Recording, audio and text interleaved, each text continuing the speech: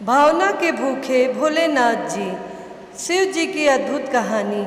एक गांव के बाहर छोटा सा शिव मंदिर था जिसमें एक वृद्ध पुजारी रहते थे। एक दिन एक गरीब माँ अपने नन्हे से बालक को मंदिर के द्वार पर छोड़कर चली गई। बहुत खोजने पर भी पुजारी जी को बालक के परिवार का कुछ भी पता न चला। जब गांव का भी कोई व्यक्ति उस बालक का लालन पालन करने को तैयार न हुआ तो पुजारी जी ने भगवान शिव की इच्छा समझकर उसे अपने पास रख लिया और उसका नाम भोला रख दिया।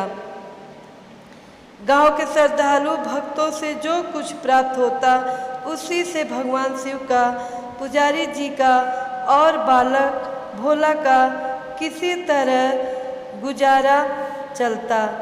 यदि किसी दिन भी पड़ता तो पुजारी जी बालक और भगवान को भोग लगाकर स्वयं गंगा जल पीकर रह जाते। धीरे धीरे भोला बड़ा होने लगा और अब वह पुजारी जी के कामों में हाथ बटाने लगा। वृद्ध पुजारी जी के थके हारे हाथों को कुछ आराम मिलने लगा, इसलिए उन्होंने भोला को मंदिर की सफाई, भगवान शिव की पूजा, उनको भोग लगाने और उनकी आरती करने की विधि अच्छी प्रकार समझा दी। अब वे स्वयं भगवान शिव के नाम जप और संकीर्तन में समय व्यतीत करने लगे। एक दिन भगवान शिव के मंगलकारी नाम शिव शिव शिव शिव का जप करते हुए ही उनके प्राण छूट गए। अब बालक भोला का इस संसार में भगवान शिव के सिवा और कोई सहारा न रहा। उसने पुजारी जी की यह 3 बातें कभी नहीं भूली। भगवान भोलेनाथ शिव शंकर को ताजी गर्म रसोई का ही भोग लगाना। दूसरा, भगवान को भोग लगाए बिना स्वयं कुछ भी नहीं। तीसरा, भगवान शिव पर विश्वास रखकर कभी भी किसी भी वस्तु का संग्रह न करना, बासी भोजन का भी नहीं।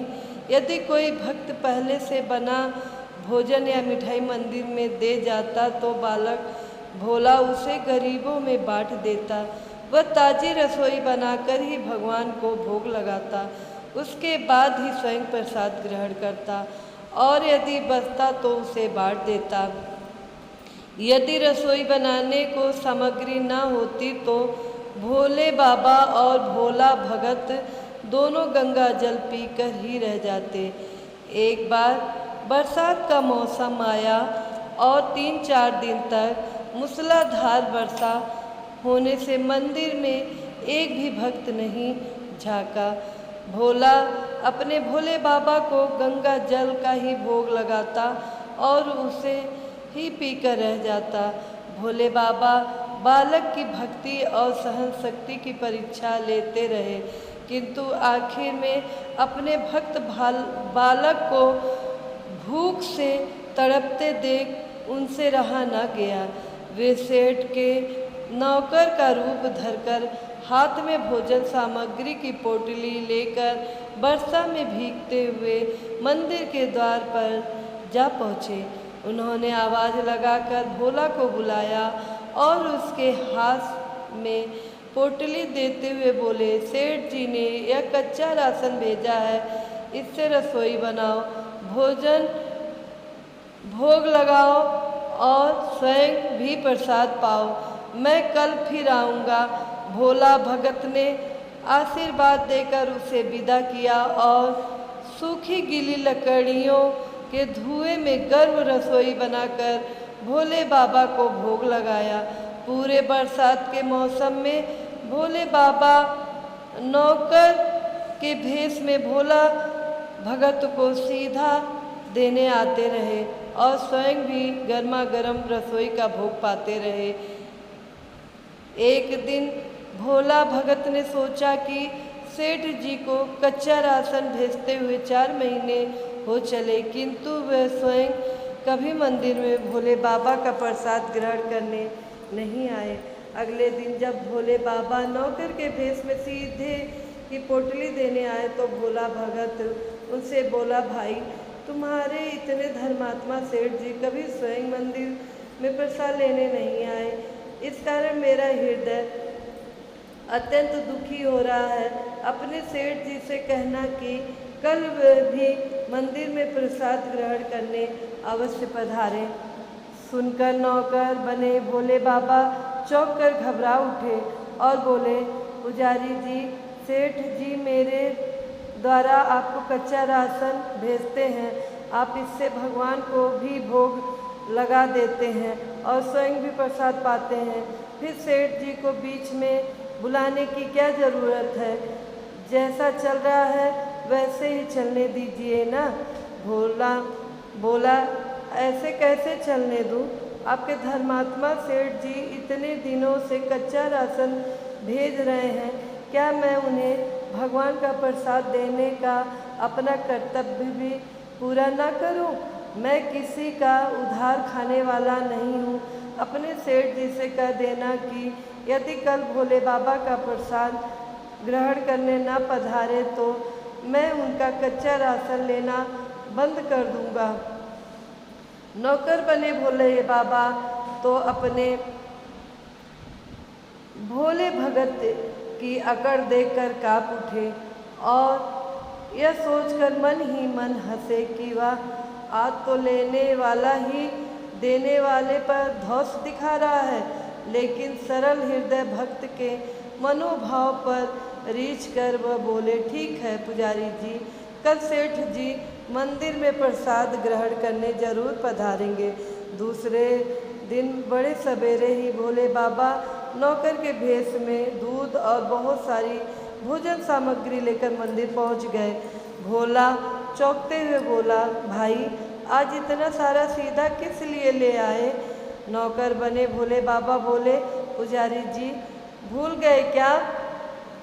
आज आपने सेठ जी को प्रसाद के लिए बुलाया है, इसलिए आप छक्कर रसोई बनाइए और भोले बाबा को भोग लगाइए।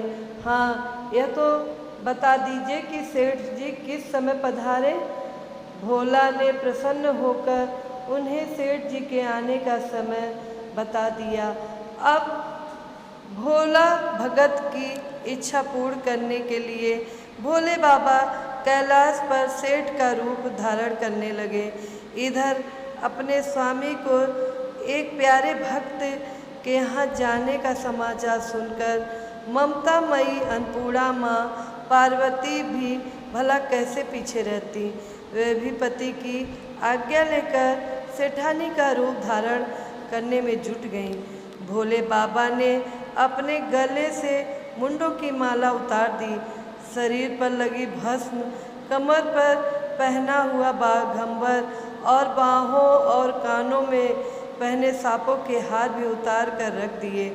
उन्होंने एक मखमल का सुंदर कुर्ता धारण कर लिया, अपनी जटाएं सीधी कर गंगा और चंद्रमा को उसमें छिपा लिया और ऊपर से एक सुंदर रंग बिरंगी पगड़ी पहन ली। सदैव नंगे पैर विचरण करने वाले शिव जी ने आज अपने पैरों में रेशमी जूतियां धारण कर ली। हाथ का त्रिशूल और डमरू भोले बाबा ने नंदी के हाथ में थमा दिया और अपने हाथ में एक सुंदर छड़ी लेकर पार्वती जी के तैयार होने की प्रतीक्षा करते हुए कैलाश पर चहलकदमी करने लगे। इधर पार्वती जी घंटों से तैयार होने में जुटी हुई थीं। उन्होंने आज अपने पति देव के नगर में बनी सुंदर बनारसी साड़ी निकाल कर पहनी, जिसका रंग सेठ बने शिव जी के कुर्ते से मैच कर रहा था। उन्होंने सोने चांदी हीरे के जगमगाते हुए आभूषण धारण कर लिए, बगल में सुंदर सा पर्स ले लिया और भोले बाबा के बार बार आवाज़ लगाने के बाद श्रृंगार कक्ष से बाहर निकल कर आईं। जब पार्वती जी और शिव जी ने एक दूसरे को सेठ सेठानी के भेष में देखा तो वे चकित होकर एक दूसरे को निहारते ही रह गए। दोनों एक दूसरे को देख देख कर निहाल हुए जा रहे थे। इससे पहले उन्होंने कभी एक दूसरे का ऐसा सुंदर रूप देखा ही नहीं था। जब भगवान गौरी शंकर सेठानी सेठ का रूप धरकर कैलाश से अपने भक्त के यहाँ दावत खाने चले गए तो गणेश, कार्तिकेय, नंदी, ऋषि मुनि, देवता देवांगनाएं भी उन्हें देखकर ठगे रह गए। सेठ बने शिव जी अपने हाथ में ली हुई छड़ी को अदा से घुमाते हुए पृथ्वी पर टेकते हुए चल रहे थे और उनके पीछे पीछे बगल में पर्स लिए अपनी जूती से टक टक और पायलों से छन छन की मधुर ध्वनि करती हुई माँ पार्वती सेठानी बनी हुई चल रही थी। इधर भोला भगत आज सुबह से ही सेठ जी के स्वागत में भांति भांति पकवान बनाने में जुटा हुआ था। अपने भोले बाबा का भोग तो वह चलते फिरते बना लेता था, किंतु आज उसे कई महीने से भगवान को भोग लगाने के लिए कच्चा राशन भेजने वाले सेठ जी को भगवत प्रसाद देना था। अतः आज उसने अपनी सारी पाक कला झोंक डाली थी। उसने सेठ जी द्वारा भेजे हुए चावल धोकर खीर बनाई, उसे धीमी आंच पर पकाकर गाढ़ा किया और उसमें सेठ जी के द्वारा भेजे हुए पिस्ते, बादाम, केसर, चिलगोजे, किशमिश डाले। मिर्च और अदरक को कूटकर उसे बाजरा, बेसन और गेहूं के आटे में भर भर कर मोटे मोटे मिक्स से टिक्कड़ बनाए। रसोई बनाकर भोला भगत पुनः स्नान करने चला गया।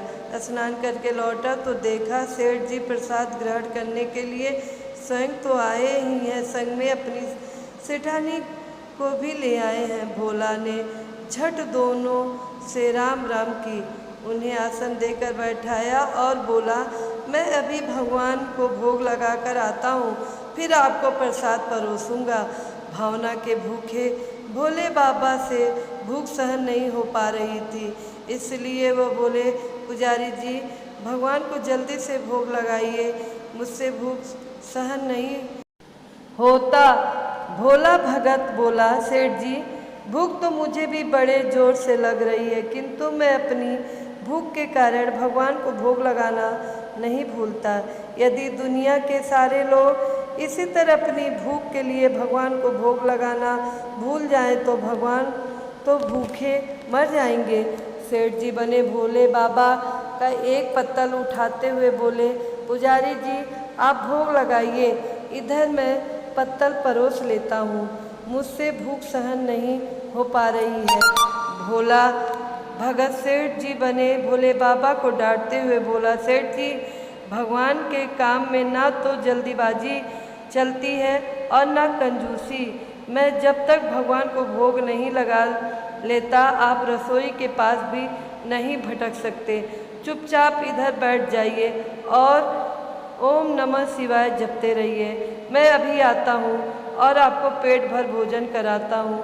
सेठ बने शिवजी डांट खाकर चुपचाप अपने आसन पर जा बैठे। सेठानी बनी पार्वती उनकी यह दशा देखकर बड़ी मुश्किल से अपनी हंसी रोक पाई, लेकिन जैसे ही भोला भगत पत्तल में सामग्री लेकर भगवान को भोग लगाने मंदिर में गया, शिव जी पार्वती जी को मौन रहने का संकेत करते हुए चुपके चुपके पैर रखते हुए रसोई में पहुंच गए और उन्होंने एक एक व्यंजन उठाकर चखना शुरू कर दिया। भोले बाबा तो प्रसाद को चखते ही भौचक्के रह गए। खीर में चीनी की जगह नमक भरा हुआ था और सब्जियों में चीनी भरी हुई थी। जैसे ही भोले बाबा ने रोटी का एक टुकड़ा तोड़कर मुंह में दिया, वे सी करने लगे, क्योंकि रोटी में मिर्च ही मिर्च भरी थी। वे सी करते हुए उल्टे पैर भाग आए और अपने आसन पर जा बैठे। माँ पार्वती अपने स्वामी की यह हालत देखकर खिलखिलाकर हंस पड़ी। इससे पहले कि भोले बाबा पार्वती जी के सामने कुछ सफाई दे पाते, भोला भगत ओम नमः शिवाय मंत्र का जप करते हुए आ पहुँचा। उसने भोग को रसोई में मिलाकर उसे पवित्र बना डाला और फिर सेठ जी के सामने पत्तल परोसकर हाथ जोड़कर बोला, सेठ जी अब आप जी भर कर प्रसाद पाइए। भोले बाबा तो अभी अभी भक्त की भक्ति से भी जोरदार उसके हाथ की बनी हुई रसोई चख चुके थे, अतः उसे ग्रहण करने की बात सुनकर उनके पसीने छूटने लगे। कभी वह भोला का तो कभी पार्वती जी का मुंह देखने लगते। भोला को सेठ जी की ढील बर्दाश्त नहीं हुई और बोला, सेठ जी अब क्या हो गया आपको? अभी अभी तो इतनी उतावली मचा रहे थे, अब क्यों नहीं ग्रहण करते? आप ग्रहण करो, तभी तो माता जी भी प्रसाद ग्रहण करेंगी और फिर मैं भी प्रसाद पाऊंगा। भोला की ललकार सुनकर भोले बाबा ने चुपचाप खीर का कुल्हड़ उठाया और सारी नमकीन खीर गटागट पी गए। कुल्हड़ खाली होने की देर थी कि भोला ने उसे झट से भर दिया। अपने प्रिय भक्त के हाथों परोसे हुए भोग में भगवान को आज दुगना स्वाद आने लगा। भोला परोसता गया और भोले बाबा पीते गए।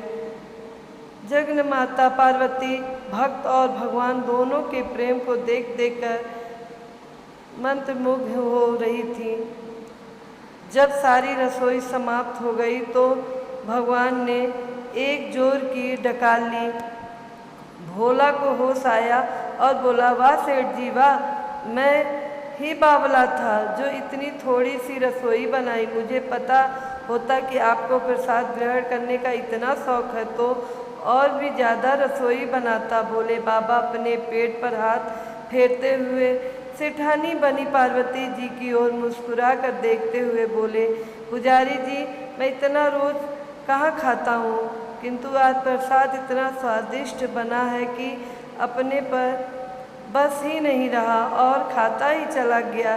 किंतु तभी भोला भक्त रुआसा होकर बोला, सेठ जी वह तो आपने ठीक किया, लेकिन माता जी तो भूखी रह गई। ममतामयी पार्वती माँ से भोला का रुआसा मुख देखा नहीं गया। उन्होंने बची हुई खीर की 4 बूंद अपने कंठ में टपका ली। भोले बाबा द्वारा भोग लगाने से प्रसाद में अद्भुत अलौकिक स्वाद भर गया था। ऐसी सुगंधित और मीठी खीर चखकर जगजननी अकंठ तृप्त हो गई और उनके तृप्त होते ही सृष्टि का प्रत्येक प्राणी तृप्त हो गया। भोला भगत बोला, सेठ जी आपने और माता जी ने प्रसाद ग्रहण कर लिया, इससे मुझे अत्यंत संतोष हुआ है। समझ लीजिए कि आप दोनों द्वारा प्रसाद ग्रहण करने से मेरा भी पेट भर गया। मेरी तो वैसे भी महीने में 4 एकादशी हो जाती है, किंतु मैं भी एक दाना ले ही लेता हूँ जिससे कि भोले बाबा के प्रसाद का अनादर ना हो। यह कहकर जैसे ही भोला ने खीर के पात्र में लगा चावल का एक दाना उठाकर अपने कंठ में डाला, उसकी जन्मांतर की भूख प्यास मिट गई और समस्त वासनाओं और इच्छाओं की तृप्ति हो गई। उसके ज्ञान के नेत्र खुल गए और उसने देखा कि उसके सन्मुख त्रिलोकीनाथ भगवान शंकर और जगजननी माँ पार्वती आशीर्वाद की मुद्रा में मुस्कुराते हुए खड़े हैं। भोला दौड़कर उनके चरणों में लौट गया और उन्हीं में समा गया। हर हर महादेव।